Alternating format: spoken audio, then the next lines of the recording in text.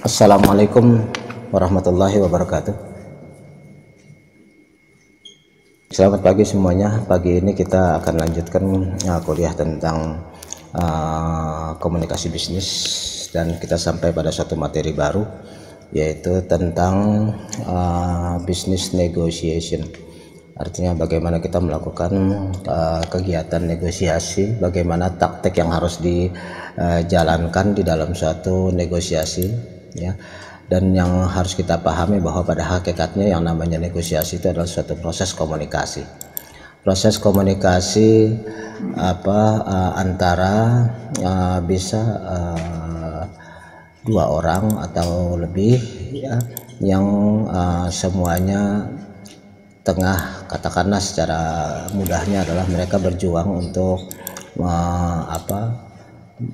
memperjuangkan kepentingannya. Negosiasi ini sebenarnya merupakan suatu kegiatan yang sudah biasa kita jalani, ya.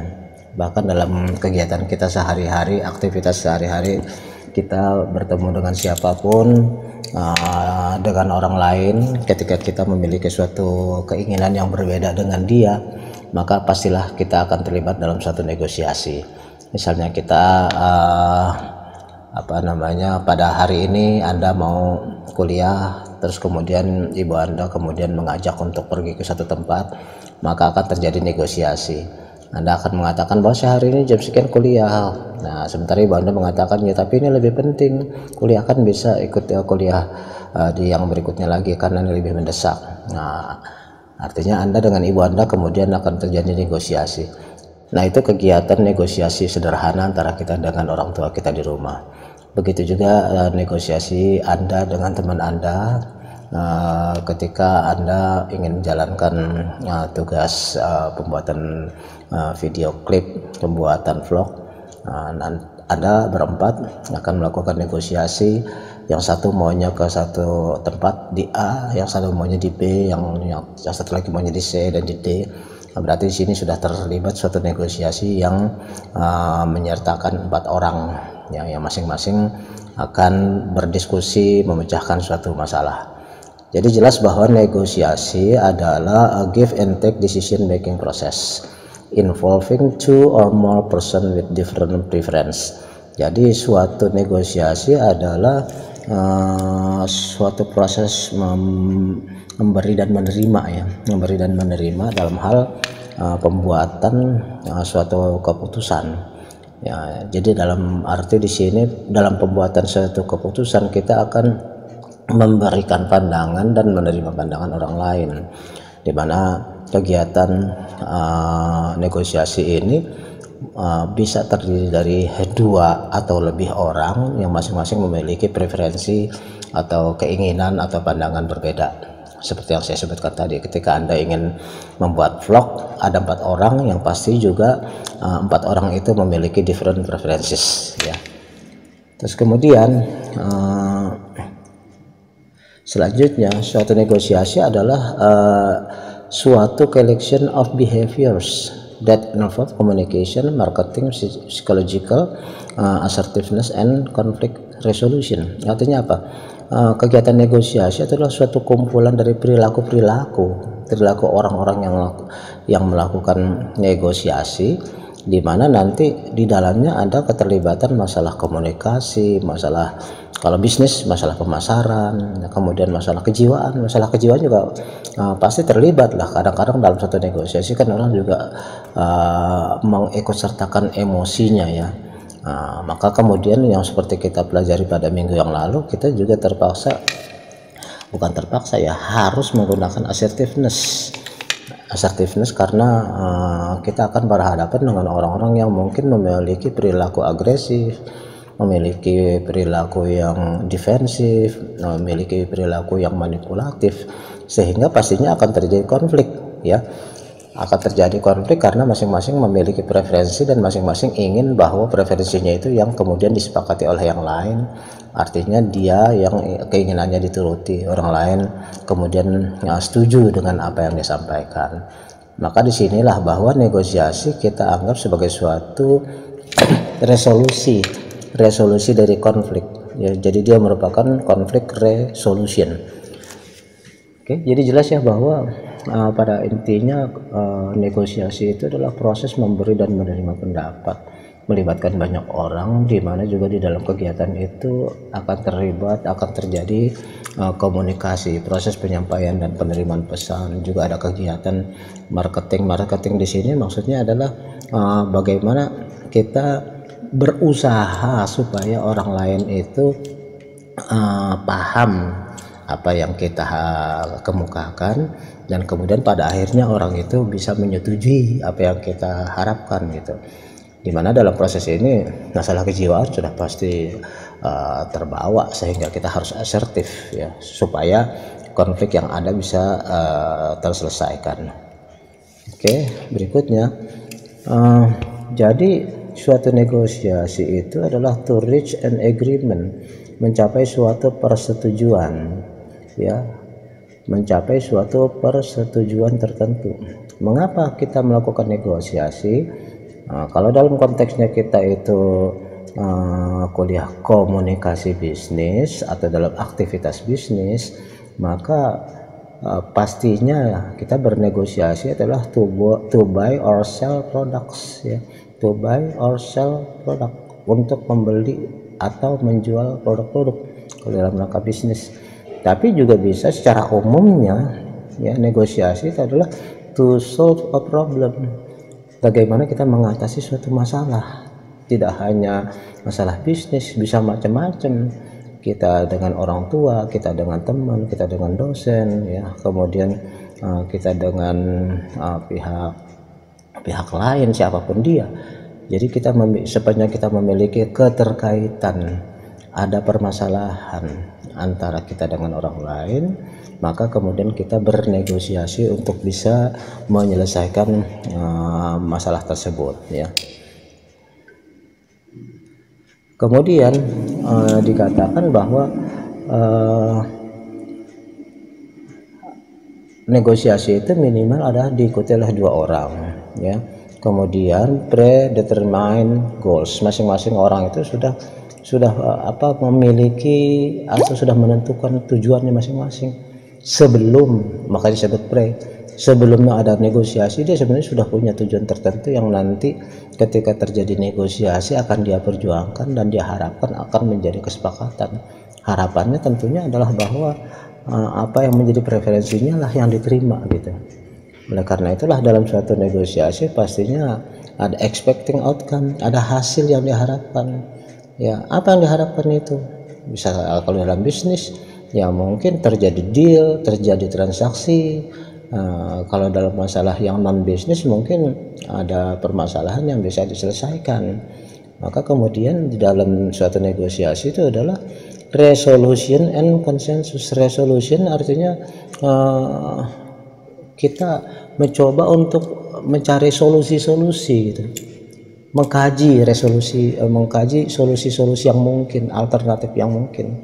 Kalau menurut si A adalah begini, menurut si B adalah begitu, maka kemudian kedua belah pihak itu akan berusaha untuk mencari solusi bersama ya, mencapai resolusi bersama, dan pada akhirnya menyepakati apa yang sudah dirundingkan tadi. Hasil dari negosiasi itu kemudian akan berwujud ke dalam poin-poin tertentu. Misalnya tadi kita ambil contoh yang paling gampang, Anda melakukan pembuatan vlog ya, antara 4 orang yang memiliki preferensi tempat yang berbeda. Yang satu maunya di Tanjung Pasir, yang satu lagi maunya di Ancol, kan beda-beda. Yang satu lagi maunya di Anyer, sama-sama pantai. Satu lagi mungkin maunya jangan di mall aja yang dekat dan gampang, jauh-jauh ke pantai kan panas gitu kan. Nah, dan lagi ongkosnya besar. Maka ada 4 alternatif di sini ya. Ada 4 alternatif yang kemudian masing-masing tentu akan mengajukan pandangannya sendiri kenapa dia maunya di situ gitu kan. Yang satu maunya saya ke Tanjung Pasir aja karena Tanjung Pasir begini-begini. Dalam hatinya dia mengatakan karena saya yang paling dekat rumahnya kan itu kan. Yang lain maunya di mall aja karena kan di mall enak, adem gitu. Dalam hati dia mengatakan iya kalau di Tanjung Pasir kan kamu yang dekat, saya kan jauh gitu kan. Dalam hati juga dia mengatakan bahwa kalau di mall kan saya yang paling dekat gitu. gitu kan. Jadi di dalam hatinya masing-masing itu memang memiliki suatu determined goals, sudah ada sesuatu yang diharapkan yang berusaha untuk dia konsensuskan. Maka kemudian parties willing to modify their position. Nah, di dalam negosiasi itulah maka semua pihak yang terlibat, all parties, semua pihak yang terlibat itu willing to modify, ya. Modify what? Modify their position. Jadi artinya masing-masing geser tuh. Yang tadinya mau di pantai akhirnya oke deh di mall, tapi mall yang mana? Mall yang dekat rumah saya juga dong, dalam artinya gitu kan. Jangan mall yang jauh-jauh. Terus kemudian lain juga begitu kan. Nah, maka artinya di dalam negosiasi ini impossible bahwa tidak ada pihak yang kemudian bisa sepenuhnya memenuhi apa yang diinginkan gitu. Kecuali memang dia memiliki argumentasi yang sangat kuat yang pada akhirnya memang semua yang lain setuju dengan pendapat tersebut gitu. Tapi yang jelas betapapun juga karena ini mengcombine berbagai macam pendapat dengan masing-masing argumentasi, tentunya ada pergeseran, ada modifikasi, posisi-posisi semula akan menjadi bergeser gitu ya. Kemudian parties should understand the purpose of negotiation. Yang jelas di dalam suatu negosiasi, semua pihak yang terlibat harus memahami tujuan dari negosiasi ini sebenarnya apa gitu kan. Kembali kita kepada pelajaran tentang assertiveness, bahwa yang penting adalah what is the main goals. Apa sih sebenarnya tujuan utamanya kita ini? Be focus on that. Kan kita harus fokus ke sana ya. Jangan kita maunya dalam bisnis itu kan terjadi transaksi.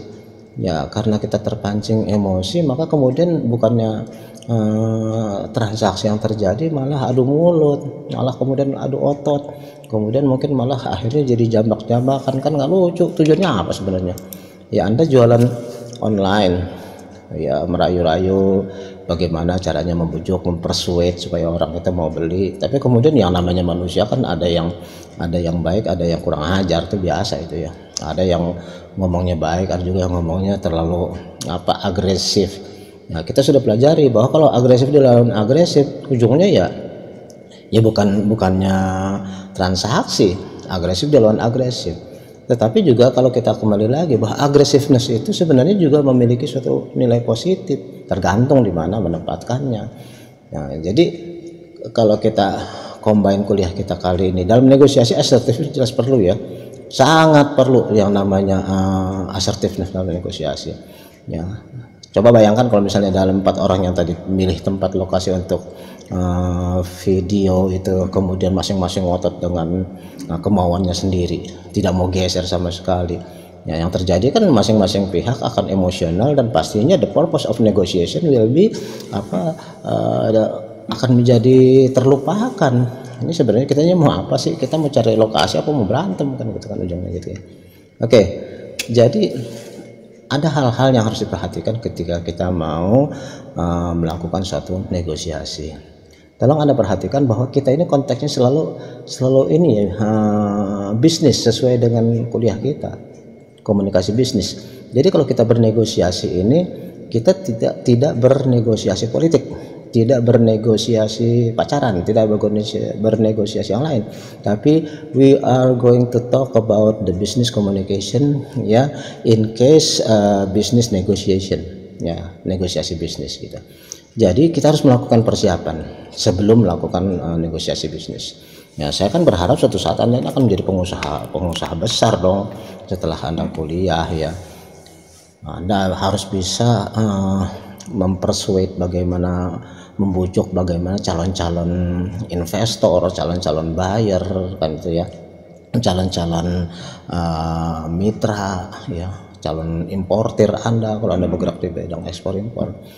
Maka before any negotiation take place, sebelum suatu negosiasi dilakukan, a decision needs to be taken as to when and where a meeting will take place. Jadi sebelum kita melakukan negosiasi bisnis itu, kita harus sudah melakukan persiapan tentang di mana tempat negosiasi akan dilakukan guna mendiskusikan masalah dan kemudian siapa yang akan datang. Kenapa? Karena saya katakan tadi bahwa yang namanya negosiasi itu juga melibatkan environment, lingkungan, melibatkan juga emotional, melibatkan assertiveness dan sebagainya. Jadi pemilihan tempat itu juga sangat penting. Ya, ini sebabnya di dalam bisnis itu seringkali yang namanya bisnis negosiasi itu justru tidak berlangsung di suatu ruang rapat. Jarang. Ya itu kok biasanya kalau sekarang pemerintah baru. Tapi banyak kan kalau negosiasi bisnis adanya di lapangan golf, adanya di lapangan tenis, ya, adanya di restoran, adanya di hotel dan sebagainya. Mereka jadi itu yang namanya lobby. Lobby itu lebih ampuh ketimbang negosiasi formal di suatu ruang. Karena apa? Karena suasananya nggak mengenakan gitu. Tapi kalau sambil makan, ngobrol-ngobrol, atau kemudian sambil main golf, tuh bos-bos itu kalau negosiasi justru bukan di suatu tempat yang formal ya. Lain halnya kalau bicara tentang politik, lain lagi. Tapi itu bukan apa fokus kita. Kita bicara tentang bisnis. Bisnis semuanya kan malah lobby. Nah, sering terjadi seperti ini nih. Kalau misalnya ada buyer yang datang dari luar, kemudian kita bernegosiasi. Negosiasinya itu ada apa namanya sebelumnya, ada pendahuluannya, yaitu mereka ketemu dulu di mana kemudian kedua belah pihak saling menjajaki, saling menilai orangnya seperti apa nih teman bisnis saya nih. Terus kemudian mereka makan. Nah, kadang-kadang suka apa ya dijamu hal-hal yang macam-macam lah gitu ya, sehingga pada akhirnya di situ akan terkesan ya bagi masing-masing pihak itu tentang temannya, tentang calon mitranya itu bagaimana, sehingga nanti kalaupun ada penandatanganan itu hanya sifatnya formalitas saja, karena sebenarnya keputusan sudah diambil pada waktu mereka informal meeting di suatu tempat gitu, sudah melakukan pertemuan lobby, pertemuan yang informal gitu ya. Jadi setting a limited time scale can also be helpful to prevent the disagreement continuing. Jadi artinya kita membuat suatu time scale yang limited, ya, jangan terlalu lebar, can also be helpful, juga akan bisa menolong ya. Kalau pertemuannya informal itu ya justru apa namanya akan terlalu ini juga, jangan terlalu melebar sehingga misalnya main golf itu ya berapa jam gitu ya, kita makan kan nggak lama-lama juga ya. Artinya kita sudah men-set bahwa nanti ada pendahuluan, ada say hello, ada welcome party, baru kemudian formal meetingnya. Nah, artinya memang setiap kali kita mau melakukan suatu negosiasi harus ada persiapan, dan jangan lupa Anda harus punya persiapan yang katakanlah berupa batna. Batna itu adalah best alternative to negotiation agreement. Jadi ada alternatif yang akan kita ajukan dalam negosiasi untuk bisa disetujui oleh mitra kita. Jangan bernegosiasi hanya the only one choice, jangan cuma satu-satunya pilihan. Begini, kalau misalnya kita mau jualan produknya itu, kalau misalnya harganya satu piecesnya, satu unitnya itu 10.000, kan ada kemungkinan dia akan ditawar 7,5 atau 8 gitu kan kita nggak mungkin langsung menyetujui suatu penawaran, pasti orang lain juga akan menawar. Maka kita harus ada alternatif. Oke, andai kata dia nawar 8, berarti alternatifnya apa? Alternatifnya oke, dikasih 8 tapi belinya jangan cuma 1 tapi 10 gitu ya. Kan berarti ada alternatif kedua. Terus kemudian kalau misalnya dia cuma beli 1 tapi kemudian harganya tetap maunya 8, ya mungkin kita alternatifnya oke, 1 harganya 8 tapi jangan yang grade A dong, yang grade B deh, yang secondnya gitu, atau yang KW nya kan gitu. Makin banyak alternatif diberikan dalam suatu negosiasi akan semakin baik ya. Dan kalau kita menyampaikannya dengan asertif, lawan juga tahu ya kan, mitra bisnis kita juga akan tahu, apalagi sama-sama pedagang kan, dia juga akan menghadapi lagi buyer yang lain ya, berarti dia juga memahami posisi kita ya. Jadi ingat, apa kita harus bisa mengatur kapan kita harus melakukan sikap, memperlihatkan sikap yang agresif dalam arti kita bukan menyerang tapi memiliki sikap yang tegas gitu, atau kapan kita harus defensif dalam arti kita mengalah, atau kadang-kadang mungkin kita juga harus manipulatif, tapi the all attitude must be share in assertiveness. Semuanya itu harus bisa disajikan, harus bisa dibagi dalam suatu kondisi yang asertif gitu ya. Oke, jadi preparation sebagai tahap awal, kemudian dilanjutkan dengan discussion ya. Dalam tahap discussion ini, during this stage individual or member of each side put forward this case as they see it. In example, their understanding of the situation. Artinya selama proses diskusi ini, setiap orang yang terlibat dalam negosiasi tersebut pastinya akan melihat ya suatu masalah itu sesuai dengan pandangan mereka. Jadi mereka masing-masing pihak itu try to understanding of the situation. Masing-masing kedua belah pihak itu membaca situasi. Makanya saya katakan tadi, dalam bisnis itu jarang sekali langsung to the point kepada suatu formal meeting, tapi informal meeting, ketemu dulu, ngobrol dulu, makan dulu gitu, main golf dulu, main tenis dulu, karena di sini kita akan bisa more understand about the situation ya. Jadi dalam discussion itu semua saling baca tuh, saling intip tuh ya. Kemudian clear goals artinya masing-masing pihak itu akan from the discussion ya, the goals, interest, and viewpoint of both sides of this agreement need to be clarified. Artinya ada hal-hal yang mungkin tidak jelas bagi kita di dalam negosiasi itu harus bisa make it clear, harus bisa dijelaskan, harus bisa di-explain, harus bisa jangan sampai viewpoint of masing-masing pihak itu akan mengarah kepada disagreement ya. Jadi semua harus to be clarified, harus diperjelas. Misalnya apa, si yang tadi kembali yang keempat orang tadi, si A maunya ke pantai. Kenapa ke pantai? Apa alasannya ke pantai gitu kan? Harus jelas, harus ada argumentasinya. Si B kenapa maunya bukan ke Tanjung Pasir, ke Ancol, padahal lebih jauh gitu kan? Kan sama dalam kondisi COVID juga, tapi dia harus bisa menjelaskan. Nanti kan kita bisa main ke Dufan, kalau di Tanjung Pasir mau kemana kan? Tapi kalau misalnya ke Ancol kan mungkin kita bisa sekalian main ke Dufan gitu kan. Oh, yang satu lagi pokoknya ke Karangbolong. Kenapa harus ke Karangbolong? Kan makin jauh aja gitu. Ya ketimbang ke Ancol kan deketan ke Karangbolong barangkali kalau yang rumahnya memang dekat. Tapi kalau sama-sama dari Mauk ya jauh-jauh juga semuanya ya. Oke, mungkin rumahnya sekitar empat-empatnya. Oke, kalau gitu kita ambil yang yang lebih dekat ke mall mana, mall Tang City atau mall Lipo. Nah, kan masing-masing akan berpikir ya, kalau ke mall pastinya kan masa nganggur ya, jajan-jajannya ada harus dong gitu kan.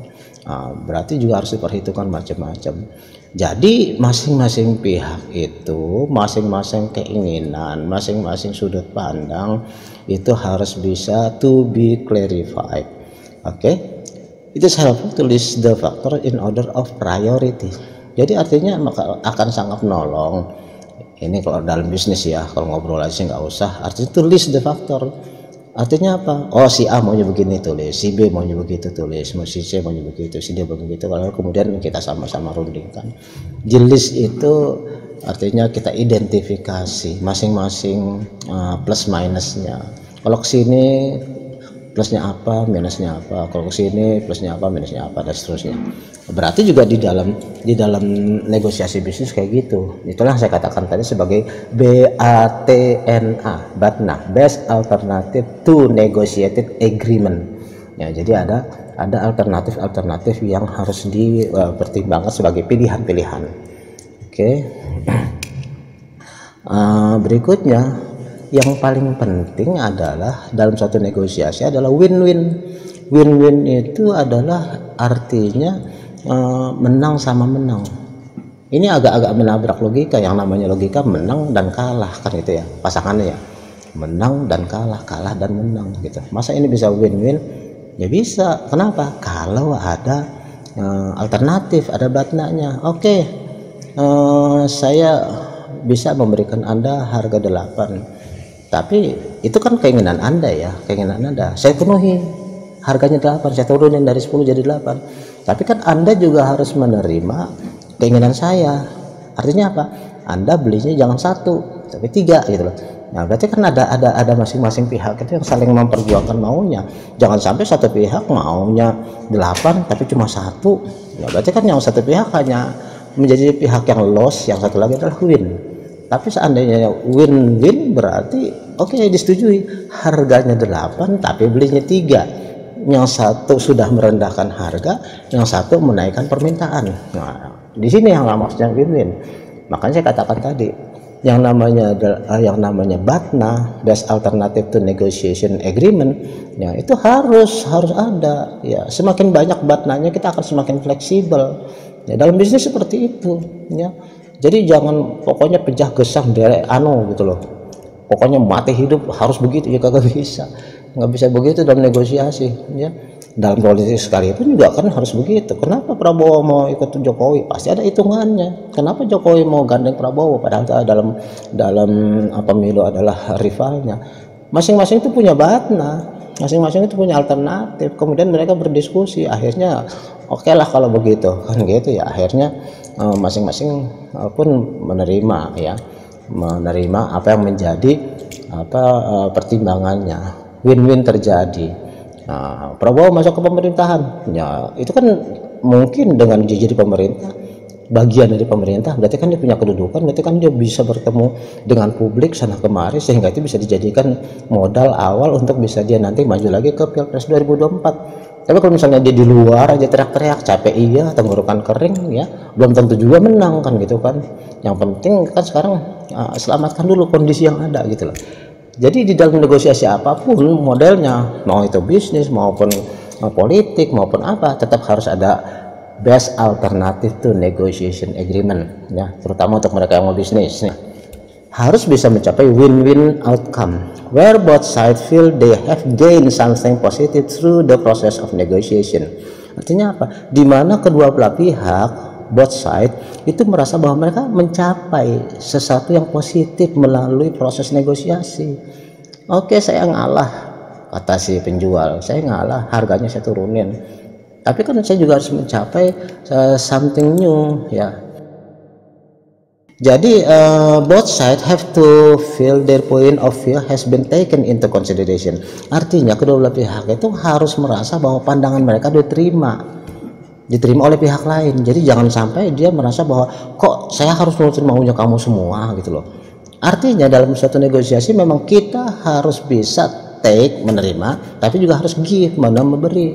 Apa kalau saya memberi saya harus menerima, kalau saya menerima berarti saya harus memberi gitu loh. Jadi nggak boleh bahwa dalam satu negosiasi itu kita maunya nerima aja, nggak mungkin. Kamu dengan pacar kamu juga begitu, harus bisa memberi dan menerima. Jangan egois semuanya diturutin aja, lama-lama kamu ditinggal kan itu kan. Ngapain masa maunya nerima doang, saya nggak pernah dikasih apa-apa gitu ya. Jadi harus ya memberi dan menerima. Oke, materi sebenarnya nggak terlalu banyak ya. Pada akhirnya kamu lihatlah itu yang namanya urutannya: preparation, discussion, clear goals, win-win, dan finally great deal agreement. Agreement can be achieved once understanding of both side viewpoint and interest have been considered. Jadi yang namanya agreement itu hanya bisa tercapai kalau setiap pihak merasa bahwa apa yang menjadi kepentingan dan apa yang menjadi pandangan mereka itu has been considered, dipertimbangkan dan juga diterima oleh pihak lain gitu loh. Jadi dia merasa bahwa dia juga dihargai.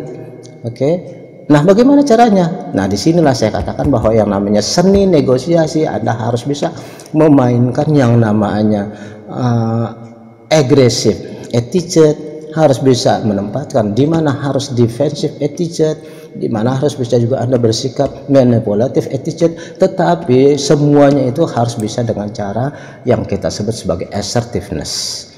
Oke? Nah,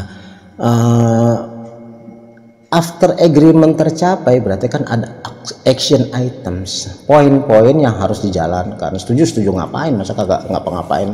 4 orang tadi udah setuju, oke kita akhirnya milih kemana, Tanjung Pasir. Terus udah nih, ya udah pulang lah. Ya kan nggak lucu, masa udah setelah mencuti kemudian pulang. Ya berarti kan setelah setuju ini harus ada action itemsnya. Berarti kedua belah pihak itu harus bisa memahami poin 1 begini, poin 2 begini, sebagai apa? Sebagai agreement antar semua pihak. Jadi from the agreement a course of action has been implemented carry through the decision. Jadi setelah semua persetujuan itu dicapai, berarti semua pihak itu harus bisa mengimplementasikan hasil-hasil kesepakatan sebagai suatu keputusan. Oke. Negotiation types, ada yang sifatnya distributif, senang membagi-bagi ya, artinya ada juga yang integratif. Distributif artinya susah banget ya, pokoknya bagi-bagi itu, tercapainya agak sulit karena apa? Karena selalu harus distribute gitu. Sementara kalau integratif itu lebih cepat ya. Kenapa? Kalau distributif itu me first, saya harus nomor 1, saya harus didulukan ya. Jadi semuanya itu harus dipertimbangkan sesuai dengan maunya saya. Tapi yang kedua integratif artinya menyatukan we first, yang penting bagaimana kepentingan kita, not only me and not only you of course. Tentu bukan hanya kamu, nggak mau dong saya. Jadi we first gitu ya. Oke, jadi ada 2 tipe ini ya. Me first itu adalah individual gain, tujuannya kepada dia sendiri, source are limited and everyone wants to claim their share of the pie. Jadi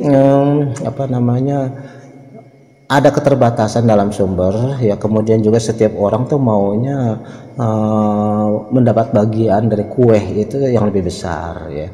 Kemudian view the other parties as the enemy, dia biasanya melihat bahwa mitra negosiasinya adalah lawan, to be defeated, yang harus dikalahkan ya. Sementara yang berikutnya, negotiation aims is not to find an alternative solution that would benefit both parties. Biasanya negosiasi itu tidak ditujukan kepada suatu penemuan alternatif yang bisa menguntungkan kedua belah pihak. Karena apa? Karena yang didahulukan adalah saya gitu ya. Sementara kalau dalam yang satu lagi integratif ya, itu kita berpikirnya we first ya. Source are not limited, sumber-sumbernya informasi itu tidak terbatas. The ultimate goal to be expand the pie so there is more for everyone. Jadi kedua belah pihak sadar bahwa kue yang ada itu harus dibagi ya. Kalau saya menerima kejunya, kamu menerima saya menerima coklatnya, kan gitu kan. Kalau saya dapat kuenya, kamu dapat piringnya aja, kan nggak mau orang. Oke. Kemudian harus sama-sama. Kemudian view the other party as a partner or teammate. Artinya kalau dalam suatu bentuk negosiasi yang integratif, tidak melihat pihak sana sebagai lawan, not enemy, tapi partner gitu loh. Ya kan sekarang ini Anda harus berpikir ya, Anda harus sadar bahwa yang namanya pandangan orang tentang competitiveness itu sekarang sudah berubah. Jadi lebih banyak melakukan koalisi, lebih banyak melakukan kompromi. Ya contohnya politik itulah kayak kemarin tuh dalam pemilu itu kok mereka berantem, ya begitu selesai malah terjadi kompromi, akhirnya Prabowo malah masuk jadi kabinet kan. Tinggal yang di bawah yang telanjur mati ya nggak bisa dihidupin lagi. Siapa suruh Anda terlalu fanatik ya? Siapa suruh Anda terlalu berjuang mati-matian, mati beneran malahan, bukan mati beneran. Ini salah sendiri. Kenapa?